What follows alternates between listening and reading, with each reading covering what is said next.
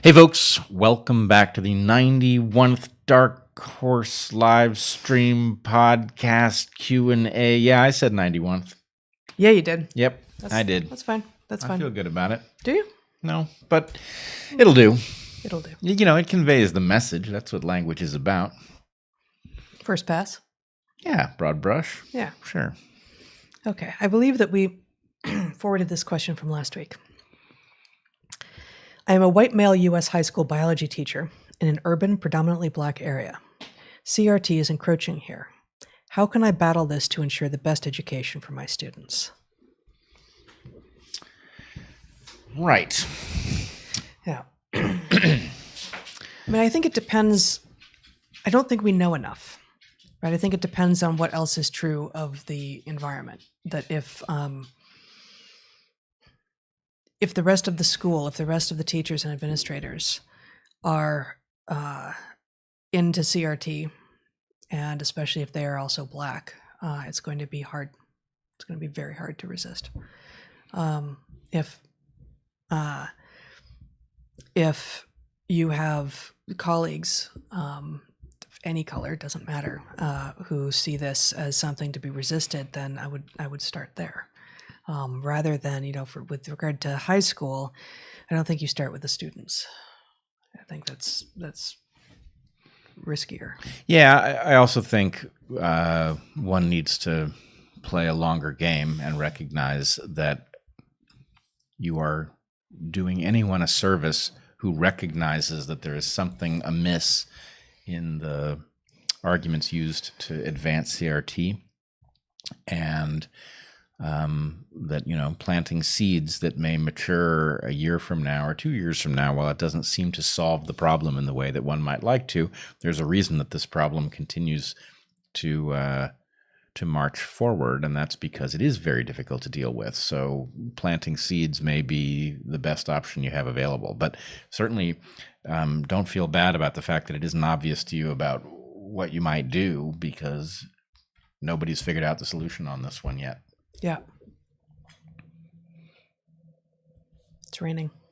Raining. Interesting. Yeah. All right. I'm going to read the next question, and then the camera's going to go on you, and I'm going to go have Toby pull some stuff inside because it's raining. It's raining. Yeah. I didn't see that coming. All right. This is just came in. I have not seen this question yet.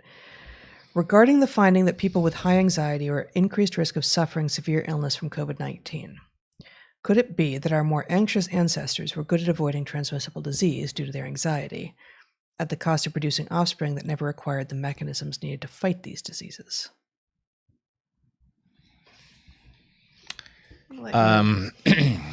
Yeah, this is a tough one. I think I understand what you're getting at. If I understand it correctly, what you're suggesting is that anxiety might be a mechanism of disease resistance that would then leave a vulnerability at a more mechanistic level. But there's something oddly circular here, which is to say, why would SARS-CoV-2 would be interfacing differently with that system? In other words, either anxiety is generally protective, in which case you would expect it to be protective for SARS-CoV-2 as well, or it's not generally protective and it comes with a vulnerability, and then you would see that pattern rather than it's good for avoiding diseases except this one. Now, you could make an argument that certain diseases yes, certain diseases no, and you would have a trade-off which might have some predictable pattern, which would allow us to test the hypothesis, but it's a little hard to see. Whereas we know, back to the discussion we were having earlier about the fact that there's an adaptive version of things and then there's a malignant version of things. Yeah. Anxiety is clearly such a thing. Anxiety serves you, right? Your anxieties will keep you alive if they're well tuned. Well, I think that's where this question is emerging from, right? Right, but my point would be what we call anxiety is pathological anxiety, and pathological anxiety is very hard on the body for various reasons. And so it wouldn't be surprising if it rendered you vulnerable to disease, which is not the same thing as saying anxiety does. It's like saying pathological anxiety is one of the comorbidities, and yet we allied the pathological part. That's Yes. that'd be my best guess. Allied, yes. Oh, that's good. I like that. Friends. So I'm not familiar enough with the reference to know what to make of this. Friends have compared the anti-unvaccinated movement to invasion of the body snatchers. So I just don't, it's been forever since I had any interface with invasion of the body snatchers. Do you think this is an adverse reaction of the vaccine? Reasonably intelligent people losing their ability to recognize truth? Love the fog of war machine reference. And I'm sorry to hear about Moxie. I'm a cat lover too. I've joked to this effect. Yes, you have. That maybe certain people are experiencing like post-vaccine syndrome, but I don't think at large that is what is going on. That's what is explaining the increasing tribalism and pointing of fingers at some portion of the population as degenerates and dirty and deplorable. I don't think that's a post-vaccine syndrome thing. Yeah, I think it is something that is being cultivated. Yeah. And it is resulting in people's worst, least humane impulses governing their style of interaction. And, I forget where it was recently said, but there's something about I know where it was recently said. It was recently said in the Patreon discussion that I had with my supporters this morning. A psychologist pointed out that there's this embattled state that causes people not to be in their clearest mind. And there's no question about that. If one feels threatened or embattled, one is dealing with a much more limited set of tools. And I just have the sense that all these smart people are fighting from this limited set of tools. And what I don't know for sure, but I suspect they're being induced to use those tools to keep them from thinking, because thinking would result in, lots of questions about the many elephants in the room. Yeah. No, and I think I referred also to the sort of generalized stress response a couple of episodes ago. And, there's a reason that acute stress, that acute problem, acute trauma creates a situation, a set of responses that do make people want to just be like, no, don't ask questions. Like, we need to get this done. This is life or death here right now. And that itself, that response is adaptive, but not when it becomes chronic, right? Like, and that's what we're experiencing now. We're like a year and a half in, and people have sort of adopted as a chronic position what needs to have been an acute response.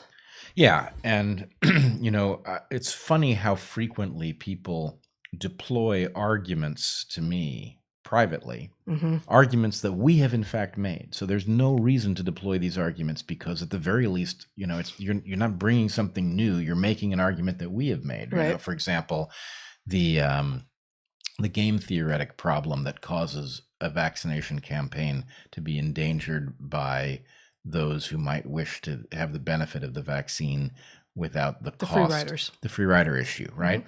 People will bring that and say, as if this is news, as if we weren't talking about this, frankly, before COVID, right? So there is a defaulting to an assumption about what is being said, what are the blind spots of the person making the argument, and what comes back is some sort of generic wall of arguments deployed in no coherent fashion. Yeah. And I just wish there was some mechanism to get the people who, under ordinary circumstances, understand how to sort through a puzzle like this one, to get them to stop, think about what they're saying, ask, is it possible I am missing a side of the story? And the thing is that's really what's stopping it, is there can be nothing on the other side that would be reasonable. Therefore, I'm not going to worry about whether I've missed anything, because what would I have missed? And the answer is, you've missed a lot. It's the conclusion-driven thinking. Yep. Again. It is. I was hoping you were going to say stop, drop, and roll, but you didn't. No. No. I mean, were you on fire, I would have. You would have recommended that. Yes. Good. Very, very, very, it's on a very short list of useful remedies in that situation. At least useful words to use on a person. Right. Yeah. You might have gathered supplies. Right. And there's a sink right there. There is a sink. It's hooked up. There is a part of me that would have taken a moment to sort between stop, drop, and roll and duck and cover. Really? Which, were someone on fire that was a particular hazard to planet Earth, there'd be some momentary question about which of those to deploy. But and you think that describes me? No. In your case, it's stop, drop, and roll that I would be looking for, and I'd say it right away as soon as I figured out that that's what was going on. Yep. Yeah. Well, I'm relieved, I guess. Okay. What evidence for ivermectin as prophylaxis is available other than the Argentina study? I was about to get J&J a month ago, and I came across your podcast on the toxicity of the spike protein. I followed Teslari as well, who sounds reasonable, but many MDs reject the observational data. What is your take? So there's a section on this, and it's not exhaustive, but we go through 4 different types of evidence in the piece that we posted on my Substack, on driving SARS-CoV-2 extinct. So there's the meta-analysis, which, yes, only has 2 papers in it at this point. There's the Argentina study. There's the evidence out of Africa, in which many countries in Africa are already using chemoprophylaxis for other things, for non-COVID things. And so 2 different groups of researchers thought to compare COVID rates in those countries that already were giving their people ivermectin as opposed to those countries that were not. And indeed, they found both studies independently found that there were much lower rates of COVID in those countries in which people were already taking ivermectin. And then there's looser evidence done by this data analyst Juan Jaime. I think that's Jamie. I'm not sure how to pronounce his last name. Largely out of a number of Indian states and Mexico as well. And there's also a Mexico study that is not in there that's got some really strong evidence. So there's a lot, and I'm sorry, but anyone who says many MDs rejected the observational data, like you can certainly say like I reject that data in part because it's observational. But if you say I reject observational data, then you don't understand what science is, and you're not doing your patients any favors. You can test a hypothesis with experiment. You can test it with observation. You can't test all hypotheses with either experiment or observation. Some can only be tested one way or the other. And indeed, over in animal behavior space, where I've spent the most time, is one of the fields in which you're most likely to be able to say, okay, given that I have these hypotheses on the table, I could do this with a carefully designed observational study or an experiment, which would also have to be carefully designed. But the idea that evidence shall never come in the form of an observational study is frankly anti-scientific and suggests that the person saying it has not thought through what evidence is. And it also just violates the history of science, and especially medical science, and all of the interventions that have been discovered observationally. It's a way to shut down discussion. Right. It's a straw man. Yeah. Again, you can say, I don't think that observational data, that observational evidence is strong evidence, in part because it is observational. But if that's the only reason that you disparage it, then that's not an argument. Yep. Do you believe that Geert van den Busch's predictions regarding viral immune escape are coming true? Do you have proof? Do you have any intuition as to how virulent COVID may become to the vaccinated? Implications on society if it's severe? Okay, that's like 4 questions right there. We can focus on 1 or 2. Let's put it this way. It is not proven. There are arguments one could deploy to suggest that what van den Busch predicted is not happening, but van den Busch's predictions appear to be matching what is happening far better than any other predictions I've seen. So I think the point is predictive power is the coin of the realm. When somebody tells you something that you don't know and it turns out to be true, you have to give the benefit of the doubt, which doesn't mean we couldn't discover that there is some other explanation for the pattern other than the one van den Busch has put forward. But I think, frankly, the prediction stands up so far, and that ought to give us pause about where we are in this process and what might be coming next. Yep, I agree. And I would say just to the question about any intuition as to how virulent COVID may become to the vaccinated. At least with regard to Delta, it looks like it's becoming more transmissible, but less heinous. Like, it seems to send fewer people to the hospital and to their deaths, but it transmits more easily, which is indeed, absent, all else being equal, what you tend to expect of a virus as it evolves, with a host, any host, in this case, humans. Yep. Gender dysphoria is no longer classified as a mental and behavioral disorder, according to the WHO. Which kind of disorder is it then, and how is it different from body integrity identity disorder and other mental disorders? So I don't know what body integrity identity disorder is, but the idea that we're taking away the stigmatizing terms is again indication of capture and of confusion. And I mentioned this book last week, Helen Joyce's Trans, and I still haven't read all of it. I've been reading other stuff, but I was listening to her being interviewed by Julian Vigo on Julian's podcast, Savage Minds, which is a terrific conversation. And and she, like Helen Joyce, makes this explicit distinction between trans people, the extremely rare people who are actually trans, and the trans activists. And the idea, the way that so many of us, well-intentioned, liberals and otherwise, were sort of hijacked early on into being like, oh well, okay, yeah, of course, like if you say so, sure, and it's become something that's unfalsifiable, about which you're not allowed to ask questions. And now that it's if it's not to be considered something that's in any way unusual to deny the biological reality of sex, well, all bets are off. Like what hope is there for a sensible conversation then?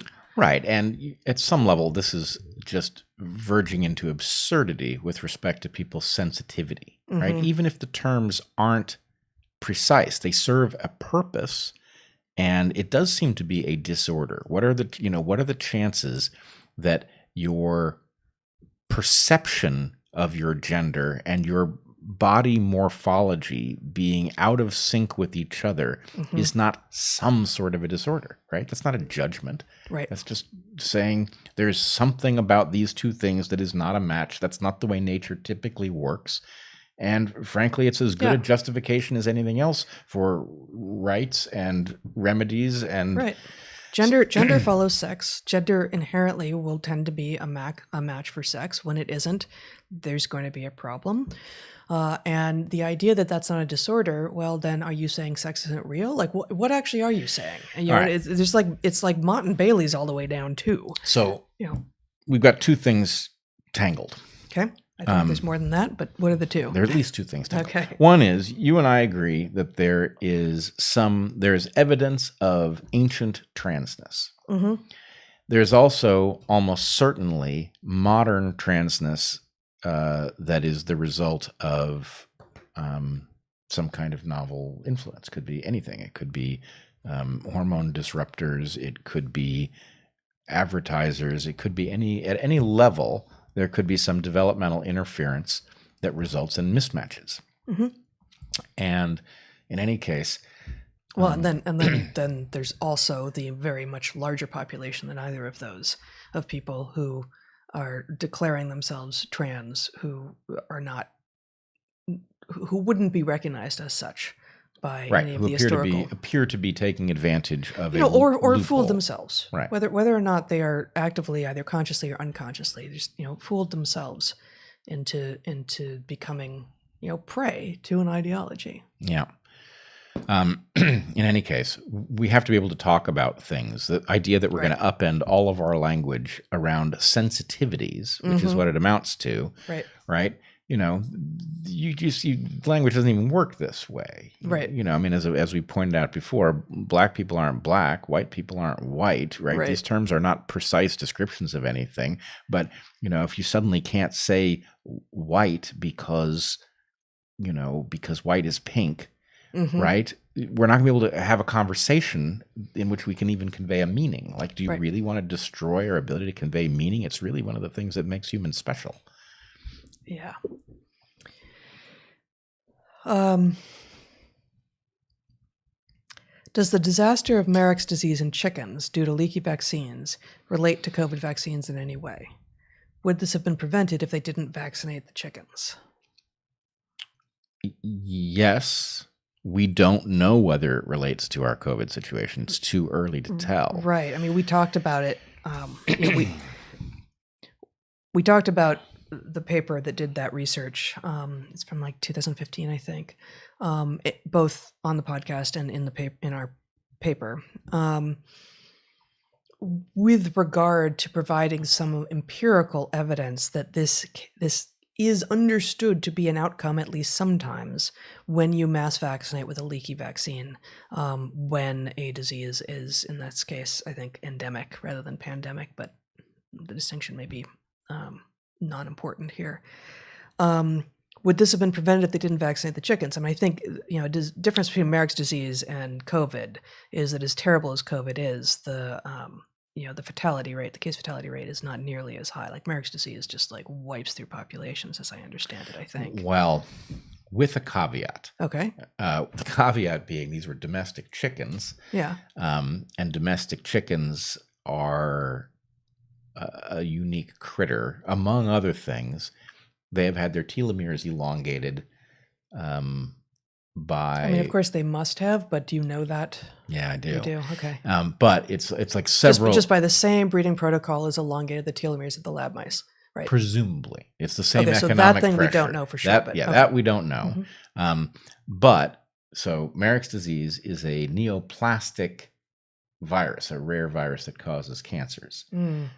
These creatures are likely to be cancer prone. I didn't know it was neoplastic. Right. Okay. So anyway, the point is, with the caveat that chickens are not a good model for anything by virtue of their distortion through their breeding process, who knows? Yeah. But the idea that we are dealing with an issue of driving escape mutants with leaky vaccines, possible ADE, these things are on the table. And what Marek's disease has to tell us is proceed with caution because welcome to complex systems. Yeah. Yeah. And just let's be clear. So you in the first hour and a half, you were talking about the way that Joe Rogan has been strawmanned and said to say things that he didn't say. And I think the quote that you read or suggested that he said that vaccinations create mutants, right? Cause mutation.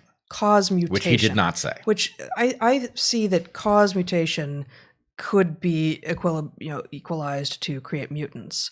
And the selective pressure, which you just said correctly, but could be misunderstood by those who weren't paying careful attention or who wanted to misconstrue. Who don't get the difference. Or just like who don't, and it's a little subtle, right?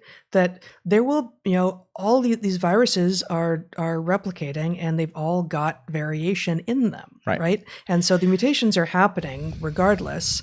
And if you've got a selective pressure in the form of a vaccine that's now coming in and going woof on some number of them, those things that already exist, those mutants, those mutations that already exist in the population that for whatever reason aren't coverable by the vaccine, will be more likely to thrive. It's not that the vaccine created them, they already existed, but they will grow in abundance relative to the other strains if they are not susceptible to the selective pressure, which is the vaccine. Right, but from the point of view of what Joe Rogan said, he said, and he was just reading a paper, but the point was the vaccines select for these things. That's neither here nor there. Like, I just thought that this was an important... Obviously, Joe Rogan didn't say the thing that they said, and you didn't say the thing that people will misread as you just having said.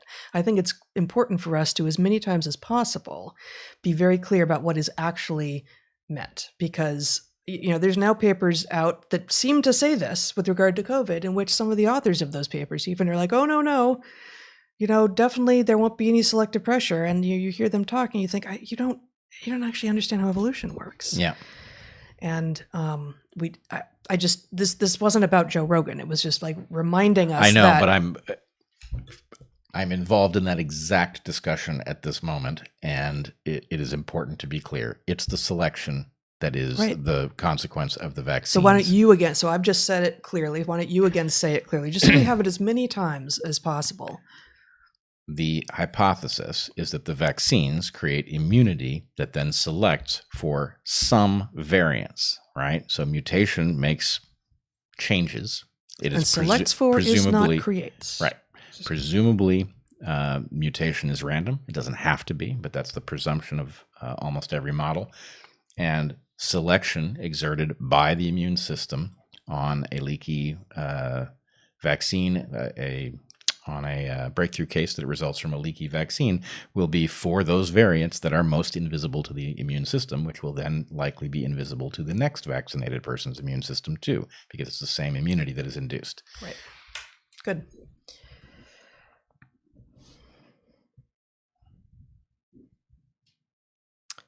So this one refers to a question from last week. And I'm not sure I remember the question from last week well enough to understand this clarification, but we'll try anyway. Okay. My placebo question from last week was meant more to, do you remember the placebo question? Mm-mm. No. Okay. Was meant more to ask if the jab is safer than we think and breakthrough cases less likely if people are erroneously self-reported as being vaxxed, and how might VAERS data be affected? I think I get the question. Yeah. It's hard for me to imagine how somebody who isn't vaccinated but reports that they are ends up in the VAERS database if they have a breakthrough case. I don't see it. Well, I mean, the resistance to VAERS is that anyone can enter their information. Yeah. And, I've cited a paper here a few times that says, at least these were the people who were looking at 250 deaths that have been reported in VAERS to see how it is they were recorded. At least some of them were clearly vaccine related, but they were all reported as COVID deaths, right? It's that paper. And part of the work that those authors did was also carefully look at the sources of the VAERS reports. And what they found was, and I'm somewhat imprecisely remembering the numbers, was something more than 70% were 100% confirmable as either health professionals or pharmaceutical professionals. So, the number of people who could be self-reporting and just trying to mess up the signal in VAERS isn't a majority, and it's probably a tiny, tiny minority. I'm still just thoroughly confused by the question because, you've got professionals who will not be tricked by somebody's falsely reporting that they're vaccinated. I don't see why if somebody's going to report false stuff into the VAERS system, why does it matter that any event at all has happened? So the question suggests that people falsely reporting that they're vaccinated, but correctly reporting that they've come down with COVID or something, are showing up in the system. And I think the thing is, malevolent people who are trying to put bad data into the system don't require the opposite pattern. You don't expect any event at all to be necessary. People putting bad data into a system to mess up that system don't have to have had a case of COVID. They don't have to have had an adverse event. So I don't understand why. There's a lot of ways it could go. So it's not clear which way the pattern would run. And unfortunately, somehow the question has disappeared, so I can't go back and look at it. Is tribalism a necessary social glue, thus always going to undermine science and collective sense-making? Or will science always undermine tribalism and its glue benefits? A little bit of, there's a tension, and what we need is the tension, and sort of going back and forth a little bit, maybe we don't need that. Maybe we mostly need a lot more focus on science, but tribalism has, group membership has benefits. I think this is a culture consciousness question, and the problem is that we don't quite have a coherent culture. We have a start on a coherent culture. And so in some sense, the novelty of the modern era and the absence of an ancestral culture that is coherent, because it's many cultures, effectively condemns us to have to accept the bias in the direction of the conscious mode, which in this case would be a scientific enlightened mode. Well, and then the problem over on the science side, you said, well, the problem over in culture side is not coherent, and so the culture side isn't working. But the problem over on the consciousness side is that probably all science always but especially modern science with its perverse incentives with regard to market forces, has become one of preserving the status quo, making it more cultural than conscious. Right. Instead of science, what we have is science TM, now with more science. Now with more follow the science. Now with more follow the science, with even more follow the science. Same great follow the science. Now New with packaging. all new packaging. Yeah. Yeah. New color scheme. Gotta love it. I don't think we know these people, but I'll read the question. Have you heard about the Lectica learning model by Dr. Dawson and Dr. Stein? It's about how to become good educators like yourselves in today's world. Nope. Nope. Interested, but. Yeah. Hi, both. Your pun dynamic got me thinking. Is it fair to say that women generally more skillfully wield disapproval and anger in relationships?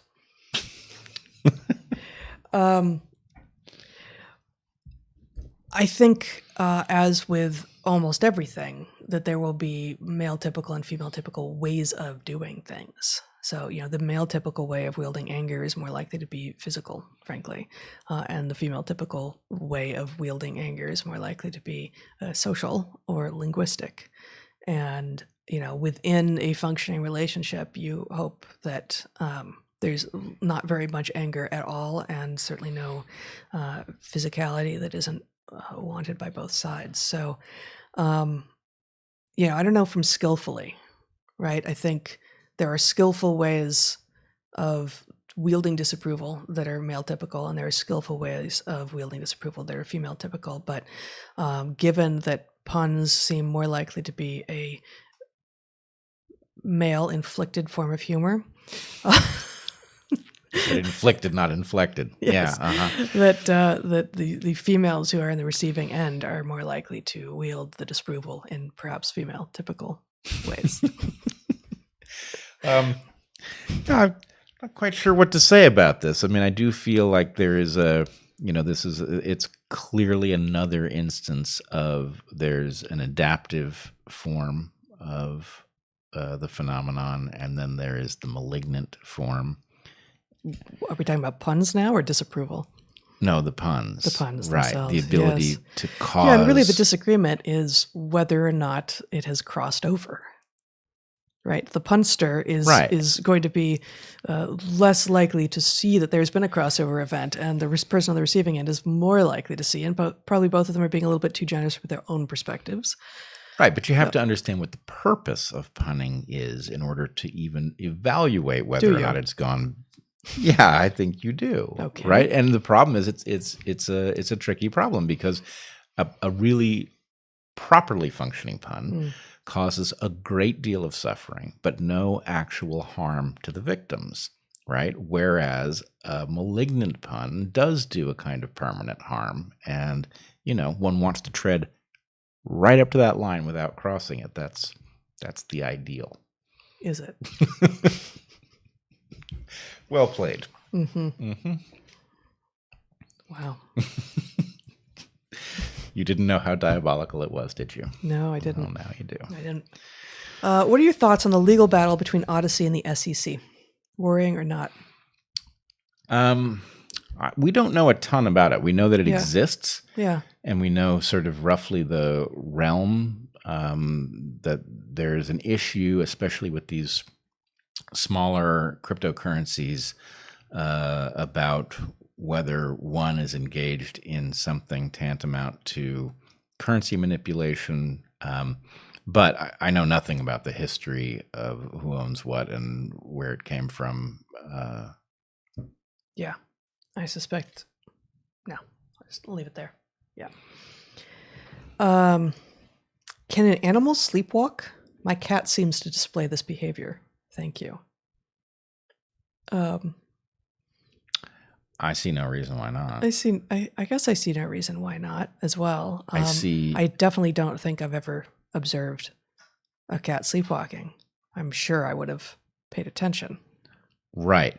I think it should be very rare by virtue of the fact that creatures that do this probably don't leave as many descendants as those that don't. And so in some sense, it may be that humans, Well, but maybe developmental entirely rather than in the genetic layer. And given that we're talking about domesticated animals, well, I guess the question wasn't inherently about domesticated animals, but once we're talking about our pets, most of which are, genetic dead ends because we've had them sterilized, most of us, then assuming it's developmental, it wouldn't necessarily stop happening at the population level. Right. I'm just thinking that there would be a very strong bias against. So basically what you have is a failure of sleep paralysis. Yeah. And that the fail-safes on sleep paralysis would be substantial in any creature that would be liable to end up walking into the mouth of a predator or off a cliff. Yeah. Well, I mean, I guess most people with dogs have noticed the sleep running. Right? Yes. They just tend to do it while lying on their sides. But I also wonder if that's what would be required to get that dog to go 90 degrees and do their sleep running? Well, actually, what you need is a platform with a hinge, and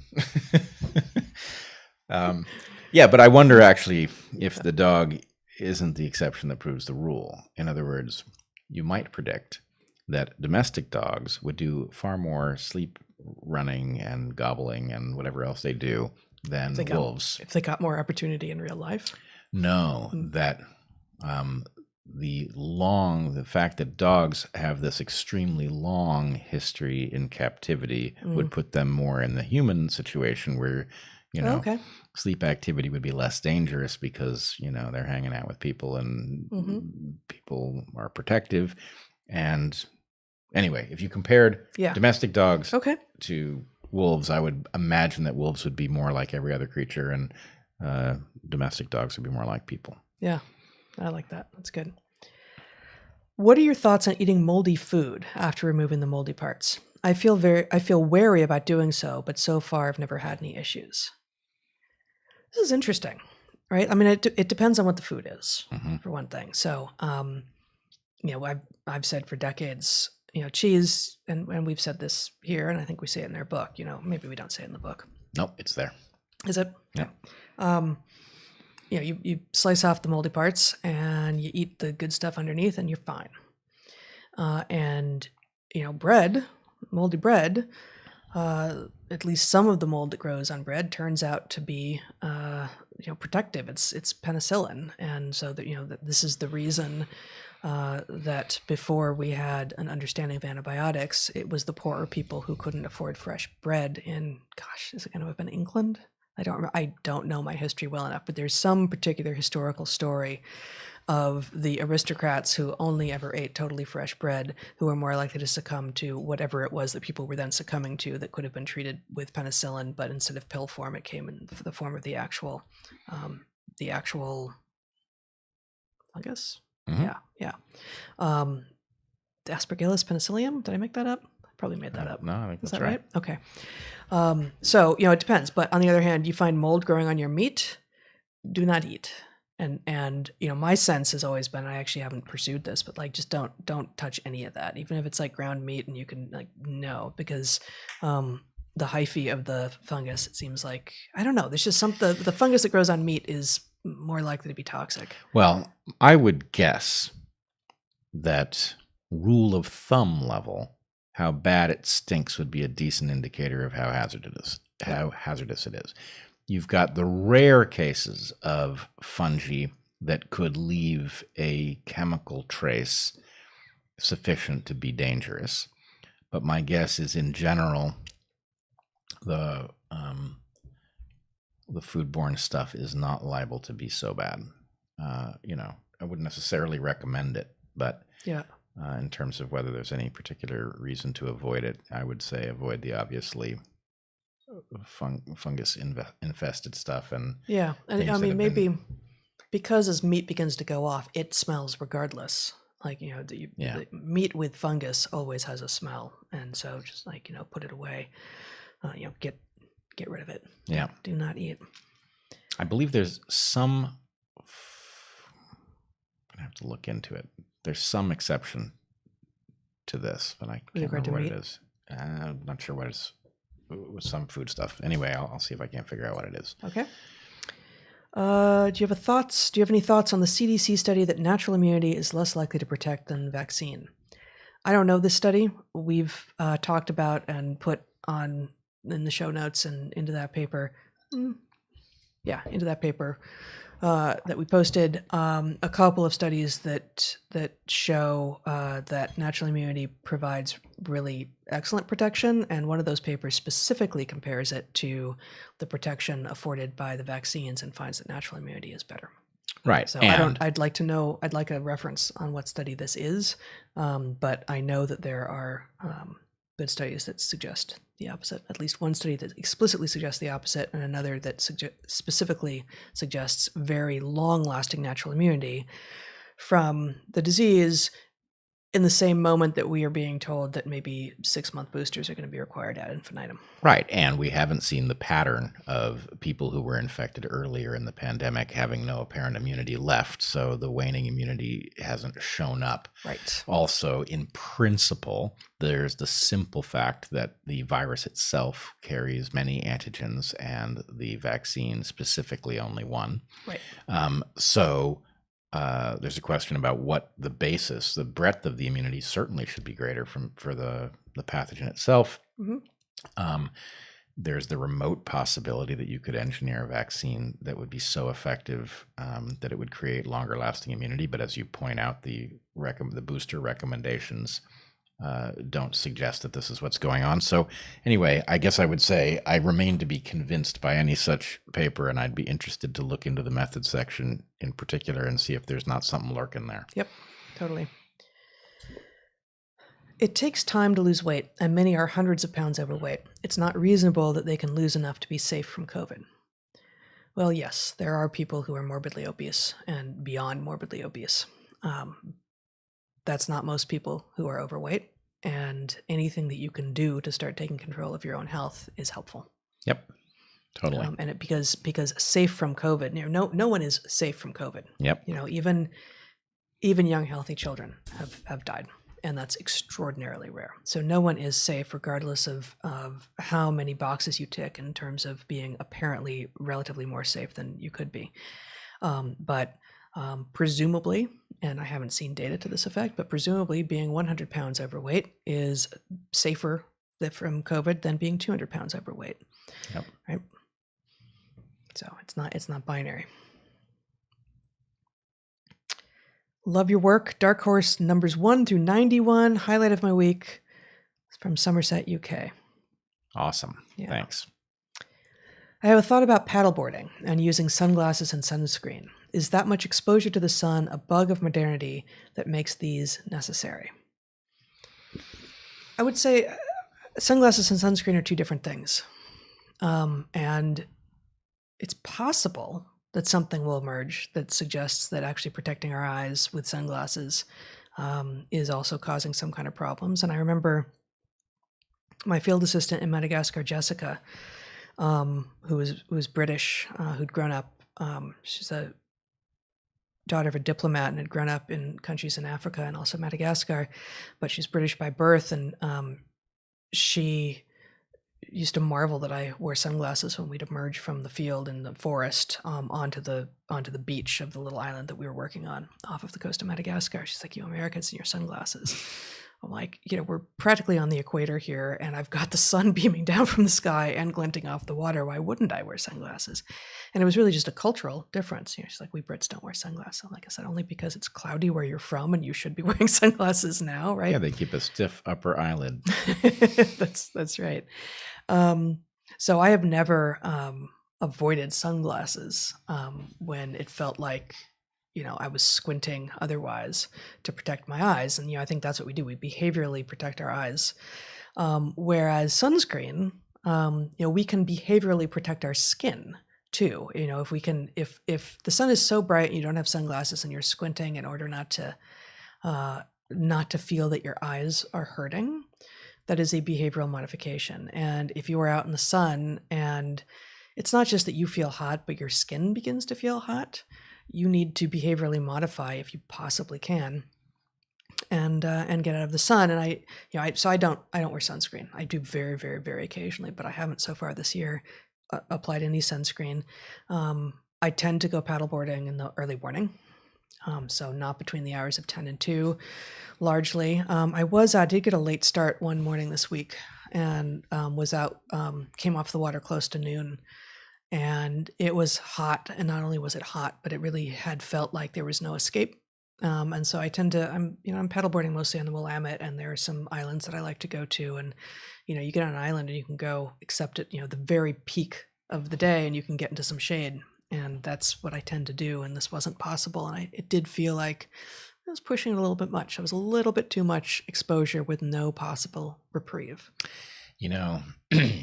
I don't know what you're going to think about this. You probably weren't dressed for it, but you could also get in the water and use the shadow of your paddleboard as a reprieve. Yeah, true. Yeah, I wasn't wearing a swimsuit. I probably should be at this point. This is the weather for it. But yeah, I totally would if I was doing it, because then you can go for a swim and get back on your board. Yeah. But anyway, I wanted to point out something about the sunglasses issue. Yeah. Which is that in some sense, the sunglasses may be a negative. They may well be a negative in some circumstances. But there's also stuff that we do that requires them. There's a road here that is absolutely undrivable for a month or so as the sun sets, because the sun, it's a hill, you're looking right into the sun. You just cannot see what is ahead of you unless you are wearing them. Yeah. So there's that. There's the case of Inuit using sunglasses made, I think they're made of bone with the slats, little louvers in them. Oh, I didn't know that. Yeah, it's a cool looking device. Yeah. But anyway, it suggests there's kind of an ancient history of tinkering in an environment that's unusually bright. That's cool. There's also the fact many of us have experienced careless skiing and sunburning our retinas.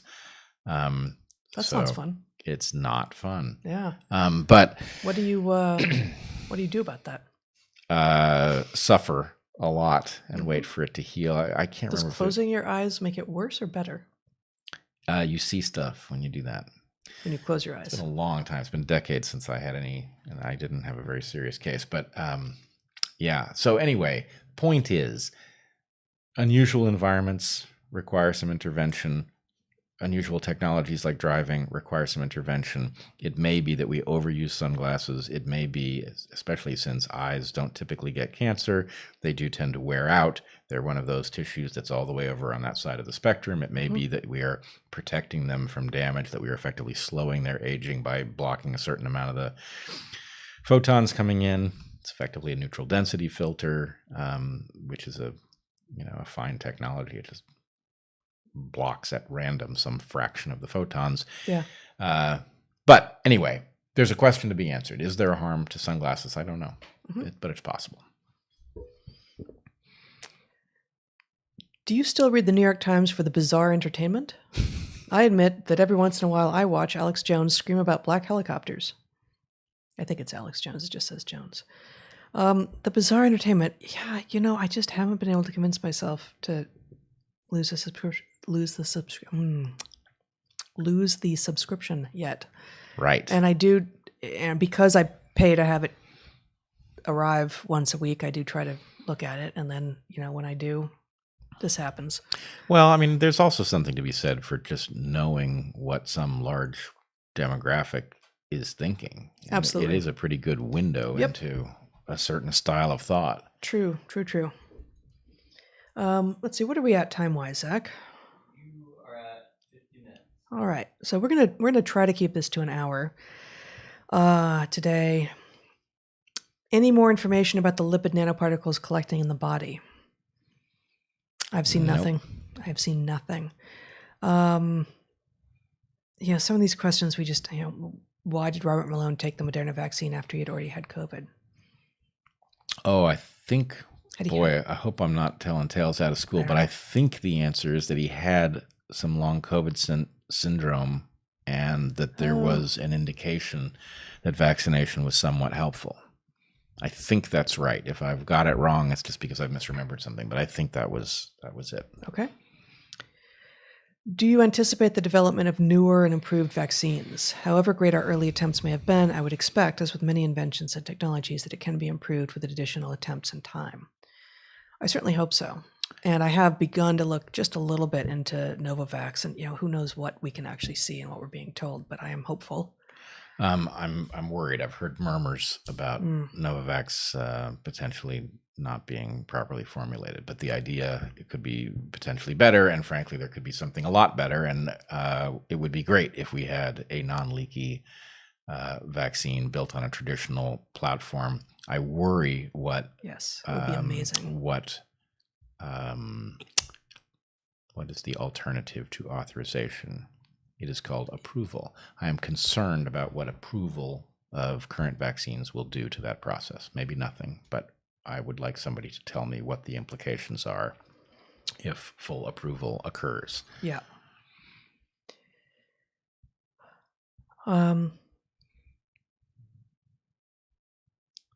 Simplistic question. So these I'm just seeing for the first time. Does XY imply mutation given the regularity of XX? Would that make the female sex more ancient? So chromosomal sex determination, the what mammals have and what also birds have, but it's a separate evolution of chromosomal sex determination, what also some groups of reptiles have, but again, separate evolutions of chromosomal sex determination. In mammals, except for the monotremes, the duck-billed platypus and the echidnas, we have the well-known to us system of females being XX and males being XY. Chromosomal sex determination is far more new than sex itself. And so the way that that zygotes end up being told, being informed that they are either male or female is by, in the case of humans, the sex chromosomes, the chromosomes at that 23rd position. And it's, some different position in all the other mammals. But that comes long after there's already been sex in existence. So, XXXY is newer than sex. That said, what sex would we think of all the organisms being in a non-sexually reproducing species? We think of them being female because what females bring in their gametes, in our gametes, is cytoplasm. Is the what do you need in order to achieve sexual reproduction? You need the DNA from two different individuals to come together, and this is true of all plants, all animals, the DNA of two different individuals to come together and join, but there's actually two other things that you need that are implied by that story, right? You need the other cellular machinery of the cell, you need the cytoplasm, you need things like mitochondria and ribosomes, and someone's got to bring that, and if both players bring that, they're going to argue over who's they get to use, and so we call the one who brings that the female, and we call that gamete the egg. The egg is the cytoplasm-rich gamete. And then the other problem you need to solve is how do you find each other? And so you've got this really large, by cellular standards, cell that is the egg that's filled with cytoplasm. And now if it was going to move around, it'd be pretty slow because it's laden with all this stuff. And so the other gamete, the other type of gamete, which we call in plants pollen or we call in animals sperm, is stripped down. It has basically no cytoplasm. It's basically half a complement of DNA and a motor, and it's the one that zips around looking for eggs. So the egg solves the problem of what else do you need besides DNA in order to make a functional being, and the sperm solves the problem of how do you find the thing that you're going to combine with in order to make a functional being. And all of that well predates chromosomal sex determination. Also, is there any evidence that the X and the Y are homologs? I rather suspect that they're not. I guess that's assumed in the question, isn't it? Does XY imply mutation? Give them So the question I don't know. wrestling over. I mean, I guess like all the autosomes are X's, effectively. I mean, they look like X's, right? So I guess I have assumed yes that Y is a sort of a depauperate X, and it certainly is smaller than. But I don't know, and I don't know if science knows. I don't know if we know. We should look into it. Yeah, because I think if it's not, then. Then the answer to the question is simply no. Yep. And if it is, then you can't call it a mutation, but you could say Right. it is a devolved X. Yep. Why does Bret constantly repeat that libertarian or voluntarists are naive? I don't know what a voluntarist is. I've not heard that term. Yeah, but go with libertarian. Well, let's put it this way. There are people who have libertarian sympathies. I think I probably have substantial libertarian sympathies, but who are not libertarians ideologically because of the many failures of game theory that are effectively guaranteed by libertarianism. And libertarians will frequently swear that this is not the case, that they've solved the tragedy of the commons somehow, and then nothing useful follows. And, I think the best defense you could make is that you can't solve the problem, so you're better off just paying the price because the solutions are worse than the disease. But that isn't right. The Elinor Ostrom work is an elegant demonstration that these problems are solvable, that they have been solved under ancient circumstances, and that we need modern analogs for those ancient solutions, period, the end, or we're going to die of tragedy of the commons. Mm-hmm. Good. Let's see. I'm just trying to find. Here we go. If it's true that the biggest increases in the last 7 days from Rona deaths by state, I'm going to try reading this in my language because it's a lot of words here. If it is true that the biggest increases in the last 7 days of coronavirus deaths by state are in the least vaccinated states, and vice versa, meaning, well, vice versa could mean a couple of things here, but imagine that it means the lowest increases in deaths are in the most vaccinated states. Isn't that a case that the vaccine should be supported? That nothing is so simple. Yeah. So, of course, there's an if it's true thing at the beginning of this, which the question, posits as well. And there are, early in the pandemic, we were hearing from a lot of people about why are we having conflated died from rather than died of COVID? No, died from and died with. Yes, died from and of being the same. So died from versus died with. And I paid scant attention to this at the time.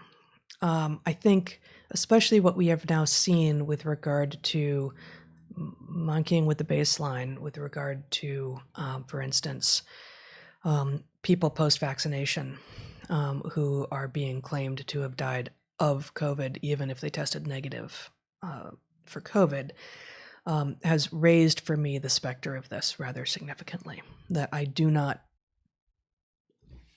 I would like to see clean data with regard to COVID deaths that wasn't created in service of some conclusion that already existed before the data existed. So that is the sort of if it's true. Like, we don't even know if it's true, but then so that's the analysis is also, as is so much of the current analysis, overly focused on individual well-being and instantaneous measures as the ultimate arbiter. And Yes. so what's missing from this is we don't know what the long-term impacts are for vaccinated people. We don't know how many have been injured along the way and how severely.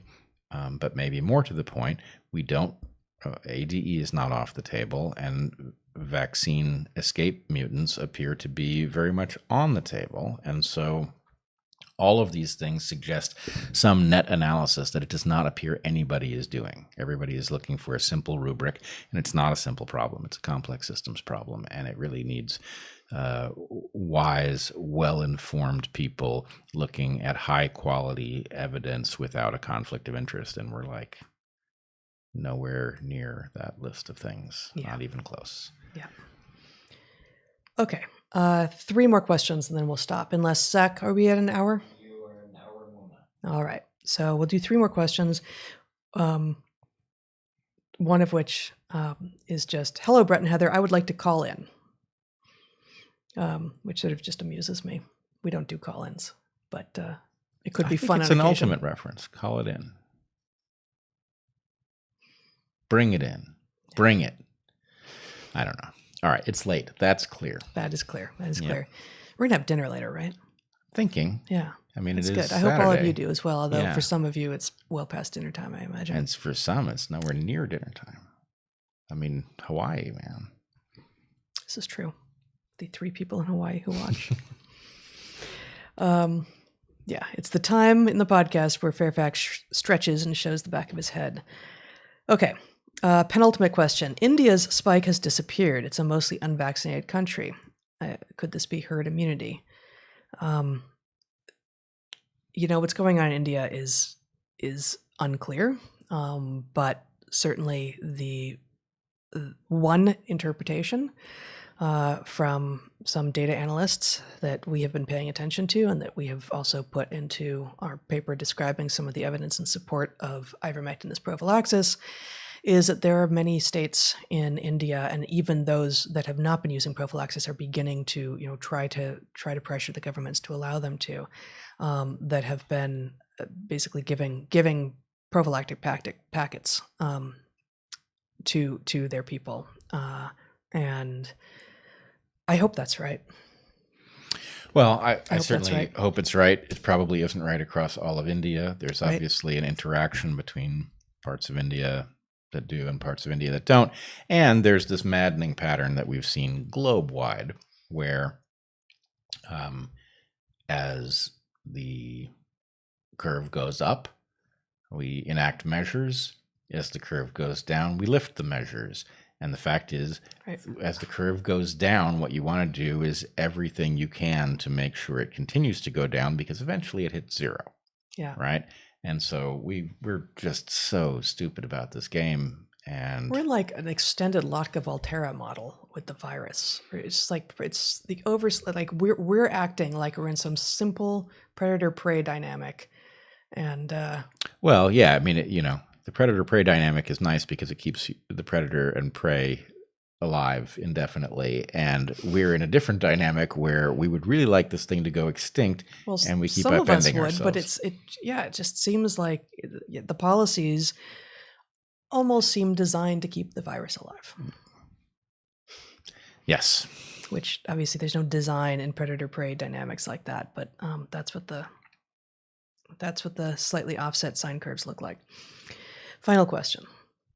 Can adults learn new skills just as well as kids? For instance, music as an example. No. But we can do okay. But for many, many skills, we lose some of our plasticity. And there are, for different skills, some particular periods, some key periods during which, if you are exposed, you're likely then, if you become bilingual young, it'll be more easy. It'll be easier to pick up 3rd, 4th, 5th languages later on, even as an adult, because you've effectively primed yourself to have the plasticity early on. And I think the same will be true for musical instruments. With regard to language, there may be a trade-off. There may be a trade-off to having lots of flexibility and, speaking many, many languages, which isn't something that, really anyone is saying. But yeah, getting at least some flexibility on board for some of these types of skills, the younger you are, is likely to make it easier later. But that doesn't mean that it's ever too late. Yeah, I would love to see this parsed differently. And I'm sure there is evidence, and I just don't know it. But I wonder if language and music aren't exceptional, and for the very same reason, and other skills aren't so much like this. But there might be confounding patterns, like, is it easier to learn to skateboard as a kid? Maybe not, but falling off the board is a lot better. And so the risk of the injury upon failure is so much lower. So Right. It's better to learn it when you can afford the failures, because you're going to be failing while you learn. Similarly, things that require really either gross or fine motor skills, well, especially fine motor skills, you're not going to be as good a woodworker at 6. No matter, right? Your judgment sucks. Your judgment sucks, but also so does your fine motor skills, Yeah. right? You just don't have it on board yet. So there's not going to be, certainly not a single universal answer. But just thinking about, there are, wordsmiths often persist being wordsmithy into old age, whereas other kinds of thinking does seem to fall off. And obviously, we know that athletic skill does to some degree. Certainly, things like burst speed and raw strength. Yeah. Right. I certainly know in myself that there were puzzles that I would have found easy to solve, like engineering puzzles that I would have found easy to solve at 15, that would be much harder now. On the other hand, the wisdom side of it about what solutions tend to look like and how one finds them is enhanced. So there's sort of a raw computing versus intuition trade-off, but I don't think it's simple. Yeah, no, of course it's not. And I think, this is one of the reasons that having age mixed teams, regardless of whether you're talking about kids or adults or both, it can be so much, it's going to be messier. It's going to be less predictable. It's probably not going to go totally smoothly and as you expected and be the shortest time to completion. But it's likely to generate new kinds of wisdom in a way that having, perfectly matched, with the skills on board that you wanted in the room, that's going to produce answers that are more like the answers that have come before. And I'm thinking also of ultimate Frisbee, right? That at the point that we were playing, we were mostly in our late 20s, mid-late 20s and early 30s. And so we were not the youngest players on the field, but we were also nowhere near the oldest players on the field. Yep.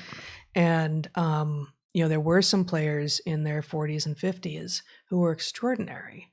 And, they weren't going to tend to be the one who were like, I'm going long, throw deep, because there was always some young buck on the field who was going to be able to beat them and get to the Frisbee first, right?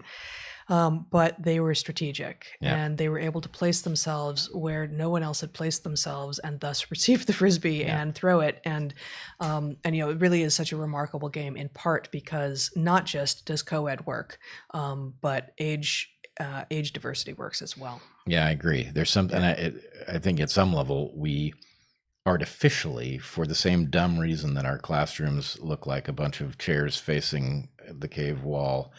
That'd be more interesting. We have age stratified education because it's efficient in some way, but it's probably really dumb. Oh, it 100% is. No, I think it 100% is. And almost all, I think, of the alternative educational models, even in the weird world, recognize that. That's like one of the first things to go. The one-room schoolhouse, which my father was raised in. He was raised in a farmhouse with his family, but the one-room schoolhouse run by nuns, Catholic nuns in Iowa, was all the grades together, right? And that's a classic from every moment until now. And I guess Waldorf now does age restricted, but Montessori, the school that Zach went to for 1 year before it disbanded. The schools that are really trying to provide agency to the children and allow them to learn not only how to learn but also how to teach, which is the most effective way to learn. Exactly, has them with people who have skills that they can't yet attain, don't yet have, and can't yet attain because they're so much older than them, and also people with skills that are so much younger than them that they don't have that much to teach them, and also everything in between. Yep. So that all of those interfaces are possible. Yep. So in 2 weeks, we'll be talking about school, right? So next week, the chapter we'll be talking about is childhood, and the week after that is school. So we'll come back to that. I feel just slightly too cool for school. I was going to say you always have, but that really wasn't your situation. No, that wasn't my situation. Was never. Yes. That's not true. So I didn't say it. Yes. All right. I think we've come to the end. So as always, please consider sharing this video, liking it, subscribing to the channels on both YouTube and Odysee, going to our Patreons, going to my Substack, Natural Selections. Consider some stuff at store.darkhorsepodcast.org. And if you've been watching on YouTube, try it out on Odysee. We'd love to send as many of our viewers to Odysee as possible. And Be good to the ones you love, and eat good food and get outside. Be well, everyone.